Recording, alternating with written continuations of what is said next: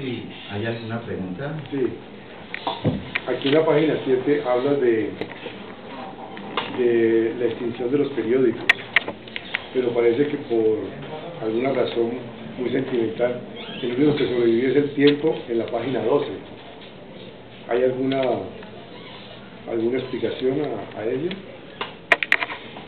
No, sí, no sé exactamente, o sea, los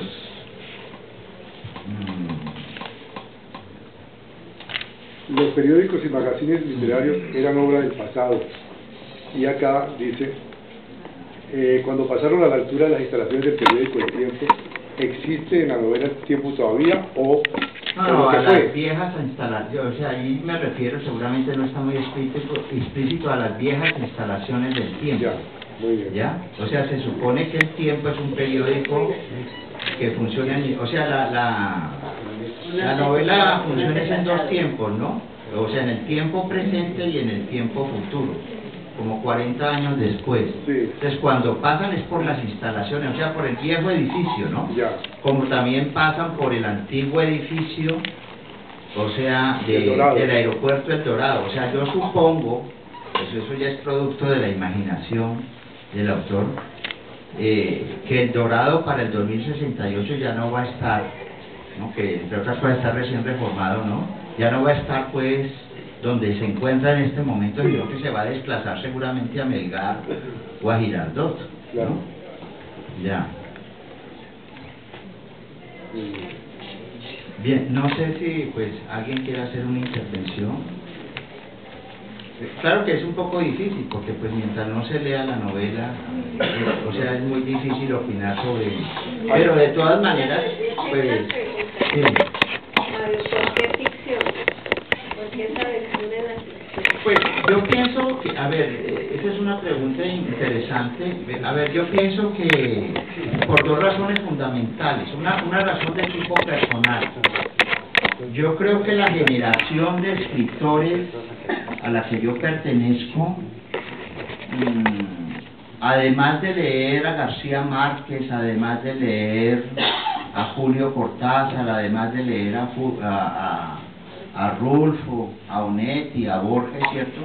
También de una u otra manera nos interesamos por la literatura de ciencia ficción, como lo planteaba en el texto Medardo Arias. O sea, nosotros también, yo leí muy joven a Ray Bradbury, por ejemplo, ¿ya? Quizás un poco fatigado por la literatura realista de la época, ¿no? Yo leí mucho y la generación mía leyó mucho a Ray Bradbury, leímos mucho a Crónicas Marcianas, leímos esa novela fabulosa Fahrenheit 451, leímos a H.G. Wells, por ejemplo, El hombre invisible.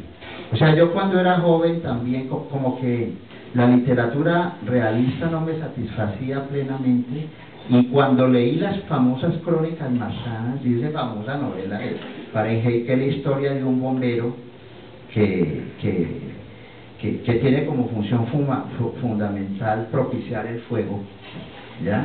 O sea, Ray Bradbury es uno de los grandes genios de la literatura de ciencia ficción, ¿cierto? Yo de alguna manera me sentí tocado también por esa literatura. Entonces, a lo largo de la vida fatigosa que tiene un escritor, porque es una vida realmente fatigosa, que yo no le recomiendo a nadie, ¿cierto? Dije, ¿yo para qué voy a seguir escribiendo literatura realista si ya mis amigos la están haciendo? Ya los amigos míos se están ocupando de la literatura de sicarios, de la violencia, y entonces yo me voy a distanciar un poco de ellos en ese sentido, de una manera pues amistosa, ¿cierto? Porque ya existe, pues aquí se habla de literatura de la violencia, de la literatura del sicariato.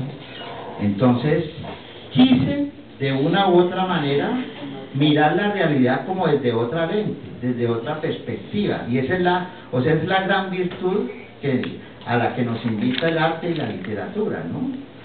Entonces dije, ¿por qué no me sitúo yo en una Bogotá del año 2068? En ese sentido. Entonces, poco a poco. Ahora, los resultados me parecen a mí muy extraordinarios, porque aparentemente tú cuando tú te te entras en la literatura de ciencia ficción, y esa fue la experiencia mía, ¿cierto? Aparentemente como que te distancias de la realidad y mentiras, ¿no? Sino que le das como una especie de vuelta de tuerca y golpeas la realidad de una manera mucho más contundente. El efecto de la ciencia ficción es muy, sin ser yo un especialista en literatura de ciencia ficción, ¿ya? Entonces fue una manera como de experimentar a nivel, y el resultado fue ese, ¿no? En ese sentido. Ahora, la generación nuestra, yo sí recuerdo que leíamos mucho Bradbury y H.G. Wells, fundamentalmente, sin dejar de lado, por ejemplo, a Julio Verne, que también lo leímos, ¿ya? Yo no sé los jóvenes hoy en día que están leyendo, ¿ya? Pero no, a nosotros también nos marcó, o sea, a América Latina esa literatura también llegó, que es una literatura, si se quiere, un poco, ¿cómo te dijera? Que no está ubicada dentro del canon literario, ¿no? Siendo una literatura muy rica y fundamental, muy interesante. Por ejemplo, nosotros leímos a George Orwell, ¿no? 1984, por ejemplo. Entonces, María Eugenia iba a decir algo. Una curiosidad. Tal parece, o a mí me parece, que otra novela tuya, Pablo Ay y los hombres invisibles, es como premonitoria de esta novela y ese trabajo sobre la ficción que construye, los mundos que construye. Es como si esta novela viniera de esta otra novela. Es como mi impresión. Sí, claro, puede ser. Ahí también hay una intencionalidad, ¿no? Lo que pasa es que esa invisibilidad de esos personajes está articulada a la problemática de la violencia de una ciudad que se llama Cali. Esa es una novela que transcurre entre el 7 de agosto de 1956 hasta el 7 de agosto de 1996.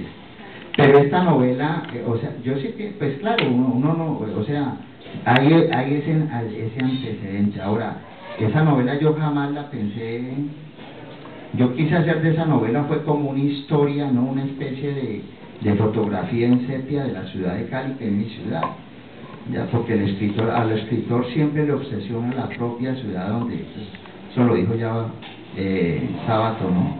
Siempre le obsesiona mucho la ciudad donde ha vivido y donde ha crecido en ese sentido. Ahora, esta novela sí yo la hice, esta novela, yo quería hacer una novela sobre Bogotá porque yo viví algunos años en Bogotá, una ciudad pues que me marcó fundamentalmente,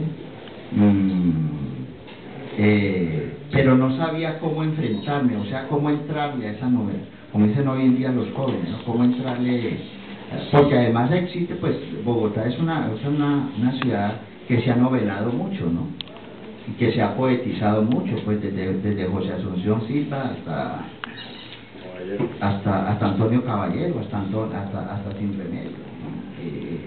Es una novela, digamos, que tiene una memoria literaria muy fuerte, muy, ¿no? Como lo tiene también Cali, es decir, son ciudades, como lo tiene Bogotá, Cali, Medellín, pienso yo que son ciudades que hoy en día cuentan, digámoslo así, con una memoria novelesca, narrativa muy fuerte. Aquí nosotros, tranquila, una vez yo me puse a contar novelas de Bogotá y novelas de Cali con un amigo y contábamos alrededor de 8 o 10 novelas.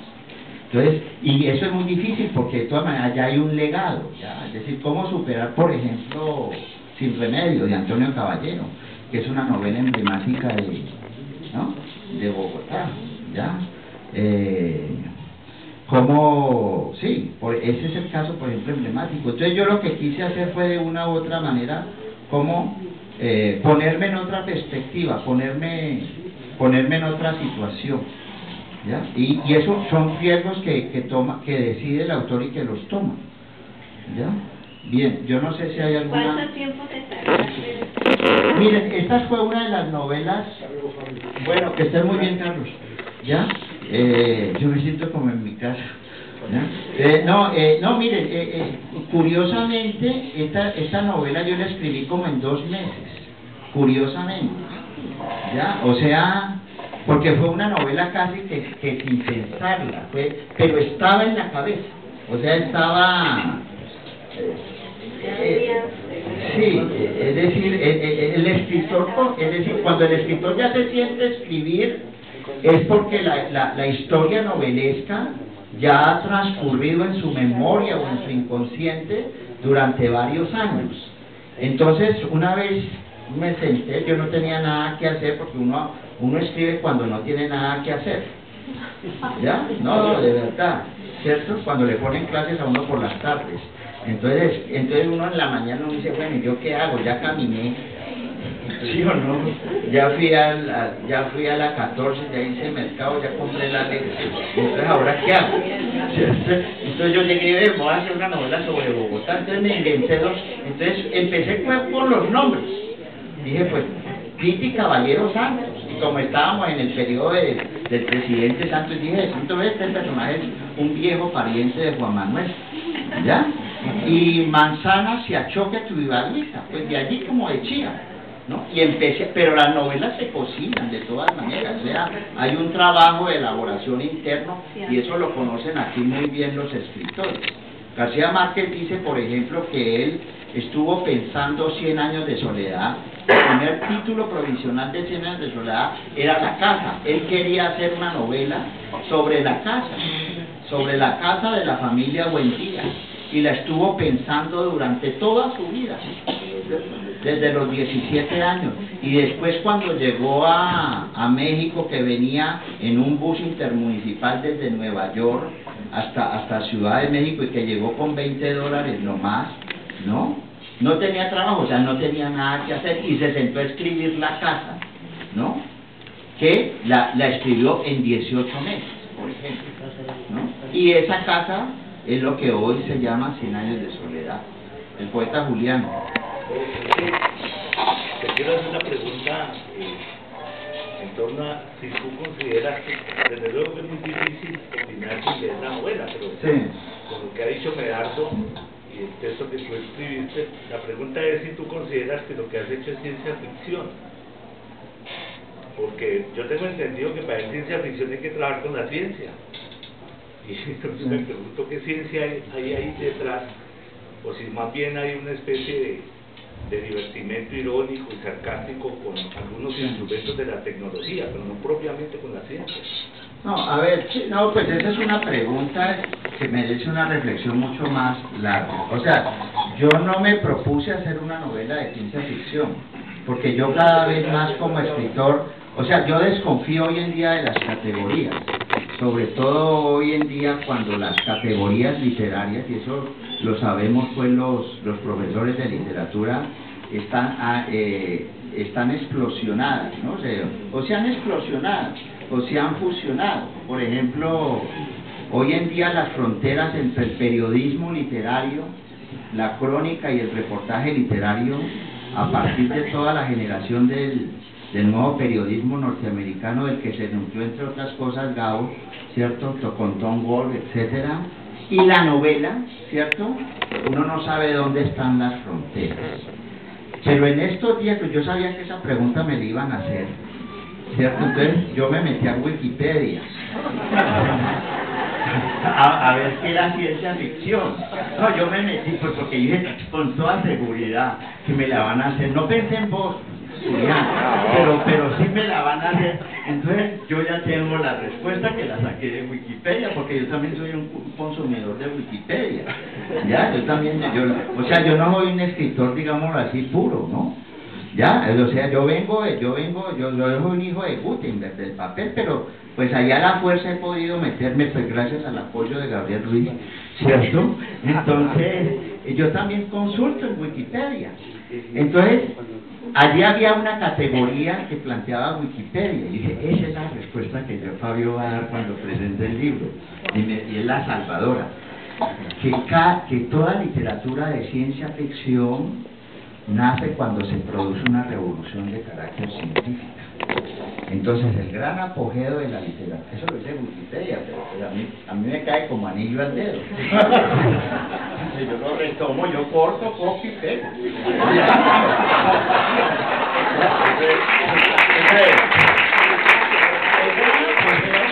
Tú lo sabes, porque tú también eres un lector de ciencia ficción, tú leíste a Ray Bradbury, ¿cierto?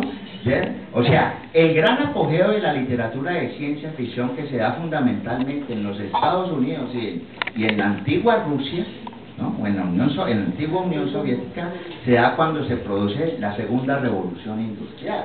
O sea, el escritor no nace pues por obra y gracia del Espíritu Santo, sino que está determinado por una serie de condiciones muy particulares. Ray Bradbury no podía nacer en el Ecuador y producir ese tipo de literatura. Tendría que producir pues literatura étnica como Jorge Casa, etcétera, etcétera. Justamente Bradbury nace justamente en los Estados Unidos, que es una sociedad profundamente tecnológica. Es el resultado de una experiencia, ¿cierto? Entonces yo ahí es donde justifico, desde el memoriado. Desde el memoriado se produce cuando se produce la tercera gran revolución tecnológica en el mundo, que es el desarrollo de las TIC y todo ese tipo de cosas. Ahora, yo no califico la novela de ciencia ficción, eso no me interesa, porque pues yo, después de haber dictado como 10.785 clases en la Universidad del Valle, si no más, y eso va a estar en el epitafio mío, ¿cierto? Aquí ya hace el escritor Fabio Martínez, producción intelectual, ¿no? Dictó 150.358 cátedras, ¿no? Unas de fundamentación, otras selectivas. O sea, yo no me hice, Julián, la pregunta de voy a meterme en el género, porque si tú te la haces, entras como en una camisa de fuerza. Yo tenía algunas ideas y algunos conceptos sobre lo que era la literatura de ciencia ficción y me embarqué en eso. Ahora, ¿cuál es el soporte, si se quiere? Claro, la literatura, por eso es que se llama, ¿no? Literatura de ciencia ficción, es porque de alguna manera la materia prima, ¿no? Que es la base de este tipo de género particular, es la ciencia, ¿cierto? Yo pienso que el soporte es digámoslo así, toda una crítica, porque Pitti ha asumido una posición crítica. Pitti es una especie, es como el último humanista, y esa es una situación que estamos viviendo hoy en día todo el mundo, ¿no? Que los humanistas estamos en un proceso de extinción, ¿no? Entonces ese es un poco jugar, si quieres tú, ¿no? Jugar un poco, ¿no? Con toda, digámoslo así, con todo ese universo virtual en la cual todos estamos involucrados, querámoslo o no, Yo, por ejemplo, nuestro amigo Fabio Jurado, él se ha opuesto terriblemente, que es un buen crítico literario, amigo nuestro, que estudió con nosotros. Fabio Jurado no tiene, por ejemplo, celular, ¿ya? Yo no sé si es que es porque le huye a la mujer o qué. Por esconderse. Y pues, no, pero sin embargo tiene internet. O sea, él me dijo, es que jamás yo me doblegaré a un celular, porque eso es un aparato impertinente, es un aparato que no lo deja hacer a uno el amor, ¿no? Ni antes ni después, pero sin embargo uno lo ve, uno ve que, o sea, entonces es un poco como te dijera, yo no me ceñía que voy a hacer pues yo creo que un escritor nunca se plantea eso, ¿no? O sea, García Márquez yo creo que nunca se planteó, pues menciono mucho a García Márquez porque estamos en esa muy invadidos. O sea, García Márquez nunca se propuso hacer realismo mágico. Eso fue un invento de la crítica literaria tomada de Alejo Carpentier. O tú, por ejemplo, yo creo que tú nunca te has planteado, y tú, por ejemplo, has hecho estudios muy enjundiosos sobre la poesía de vanguardia, ¿cierto? Pero tú jamás, cuando acometes un poema, dices, voy a hacer hoy un poema de vanguardia, ¿comprendes? Entonces es un poco esa lógica. Ahora, esas respuestas las tienen que dar son los lectores en ese sentido. Gabriel y tú. A ver, Fabio, ya que mencionas que la novela tiene como sustento la revolución tecnológica, Sí. desde el punto de vista de ciencia, yo quería hacer la siguiente reflexión y pregunta, tanto a ti como a los dos personas que presentaron los textos. Dada la fuerza cada vez más avasalladora de las tecnologías y el rumbo inercial que la sociedad está tomando en ese sentido, conducirá esta situación a un futuro inhumano, fatal e irremediable. Y en ese sentido la novela es una novela de bastante tinte pesimista. Para que no nos convirtamos como en un monólogo, me da... Pues, la verdad no me parece que sea pesimista. Yo lo que veo es que Fabio hace un diálogo entre el mundo del ayer, o sea, ese mundo que quedó atrás hace más de 50 años en los 1972, y lo que está pasando en ese momento. A mí me pareció, digamos, muy tierno el hecho de que él empieza a incorporar asuntos de usos y costumbres de hoy con ese mundo que de pronto recuerda la aridez de esos espacios que describe Ray Bradbury. Entonces es un juego entre el ayer, entre lo que se llama allí la llanura prosaica, que son los demás en esa república, y la montaña mágica que es Bogotá, un claro homenaje a Thomas Mann, ¿no? A mí me gusta la novela por eso, porque me parece valiente, parece que hay un arrojo allí juvenil, un deseo de insertarse en otro género, ¿no? Y a veces los géneros se inventan sin querer. En algún momento va a ser citado Fabio Martínez por adelantarse a otros autores de su generación a escribir este tipo de novela. Él hablaba ahora del realismo mágico. Mucha gente dice que el realismo mágico empieza con Alejo Carpentier en El reino de este mundo, en ese espacio donde los franceses huyen de la magia negra, porque había un mago que se llamaba Mackendat, que lo perseguían y de pronto se convertía en un racimo de banano. Ese tipo de mitos existen aquí en el Pacífico cercano. Yo recuerdo cuando era niño, había un célebre ladrón al que llamaban Chorro de Humo en Buenaventura. Era ya mítico, porque andaba toda la policía detrás de él y de pronto se convertía en un vaso de leche. Era una cosa impresionante. Y ahora, más recientemente, con esta violencia que hay en Buenaventura, se ha vuelto a hablar de esa magia, ¿no? De tipos que los van a juzgar y de pronto desaparecen, se convierten en un animal, en un gato, en un perro, y la gente cree en eso. Pero fíjate, antes de Alejo Carpentier y de García Márquez, en Cali, una señora que se llamó Nelly Domínguez Vázquez, a la postre hermana del ganadero de Abraham Domínguez Vázquez, ya a inicios de los 50, la editorial Rivadeneira de Madrid le publica una novela que se llama Manatí, que es la historia de un capitán de barco de rueda por el río Magdalena que se enamora de una manatí, de un manatí hembra, porque ustedes saben que los manatíes tienen mamas como las mujeres, y decía ella porque ella navegó por el Magdalena, que en las noches lloran y gimen también.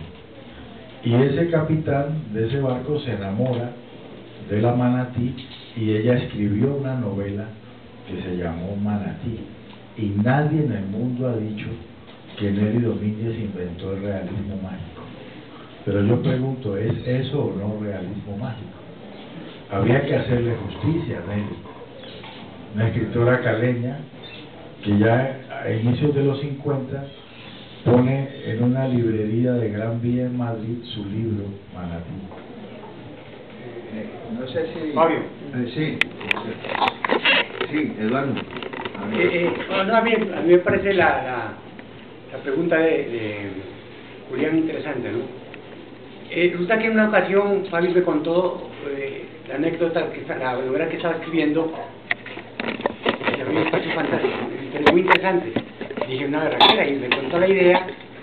Ese juego de escritura hacia el futuro, pues fugarse de la realidad inmediata, dije que era admirable. Y él me contó la anécdota a grandes rasgos y quedé maravillado. Posteriormente, yendo hacia unos amigos, me volvió a contar que ya la novela estaba lista y me volvió a rectificar y le volví a decir lo que yo sentía, que era una berraquera, lo que se me da. ¿Sabes? Está apuntado para Medardo y no más. Entonces, yo quedé muy impresionado sobre el juego literario que estaba haciendo Fabio. Que me parecía magnífico porque no era fácil hacer ese tipo de literatura que se fugue de la realidad, que es mucho más fácil, a pesar de que escribir literatura realista de contenido no sea fácil. Sin embargo, el juego con otros tiempos espaciales hacia el futuro me parecía interesante. Posteriormente me llegó el libro y en ese diálogo que tuve con Fabio me habló de literatura de ciencia ficción. Ya leyendo el libro, ¿sí? Teóricamente yo he estado en ese juego de mirar teóricamente los géneros, y a mí me parece como un error encasillar las novelas en determinado género. Muchas cosas que yo he escrito me dicen eso pertenece a tal cosa y para mí eso no es, y yo dejo que la gente hable. Sin embargo, lo que para mí ciencia ficción tiene otro significado, teóricamente, ¿no? Para mí yo creo que la obra es más literatura fantástica. Literatura fantástica porque ella tiene un espacio determinado que es Bogotá, pero tiene otro tiempo, porque la novela ocurre en otro tiempo espacial. En ese sentido me parece interesante porque juega con otro tiempo, más la realidad es presente. O sea, es una literatura más fantástica, como decir, los cuentos de Borges son Obris Tertius, que son cuentos fantásticos, o los sacerdotes de Cortázar, que juegan entre la realidad y la fantasía. Están más allá del realismo, pero están dentro del juego espacial. Es un juego, porque está Bogotá presente. Bogotá casi es el mismo, sino que hay unos pensamientos y unas tecnologías que juegan, que se mueven. En cambio, lo de Ray Bradbury y los escritores El hombre invisible, Wells, todo eso, es otra cosa, porque Julio Verne viaja a otro mundo, viaja a otro espacio y recrea otro mundo. Podemos ser ciencia ficción, que está entre lo fantástico y la fantasía, ¿sí? Entonces yo creo que la novela, yo no la encasillaría en ciencia ficción, y porque esta novela me parece muy rica en el juego fantástico del escritor, porque juega con las ideas, con el tiempo, con el devenir de las cosas. Yo creo que da para muchas cosas, para muchos contenidos y mucha crítica, que me parece que es interesante, me parece muy interesante, y que va a dar para mucho que hablar, porque es que es de las primeras novelas que se escriben en Colombia a ese nivel, con esas figuras narrativas, ¿no? Y yo creo que lo más importante en ese momento es como leer la novela, hacerse la novela, leerla y disfrutarla, porque en ese sentido pues es muy rica, ¿no? En ese juego espacial de tiempo histórico. Gracias, Eduardo. A ver, tú y después... Fabio, a ver, de acuerdo a lo que dice el señor, yo he venido pensando varias cosas. Yo no diría fantástica, diría futurista. Es futurista, ¿no? Es futurista, por un lado. De acuerdo a lo que dice el señor, cuando él también habló, yo tenía algo pensado sobre eso. A mí sí me pareció, cuando no la he leído, pero cuando Medardo hizo su exposición, sentí en un momento que sí era un poco pesimista. Tú hablaste, pues, de que te habías refugiado y querido hacer la novela de este tipo, porque ya muchos otros están haciendo las reales, las actuales, de la violencia, etcétera, etcétera. En cierta forma, esta novela también puede tener algo de violencia en el sentido de la pérdida de cosas que son gratas y que son necesarias y que dan estímulo al ser humano y que se van a ir perdiendo. En ese sentido, no es una forma de violencia, si la queremos llamar así, muy sutil.